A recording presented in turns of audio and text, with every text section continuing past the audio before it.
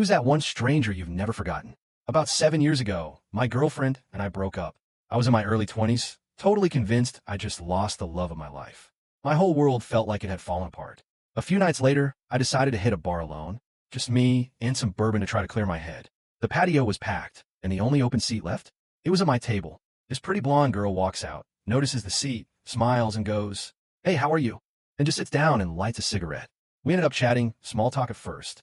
But it didn't take long before I was unloading all this deeply personal stuff. The kind of oversharing, rational people usually avoid dropping on strangers at bars. I actually remember crying at some point. But she didn't flinch.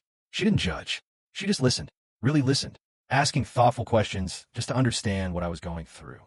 After about an hour of me spiraling and venting, I finally pulled myself together and turned the conversation to her. She told me she'd gone through a failed engagement the year before, but that she'd come out the other side in a way better place.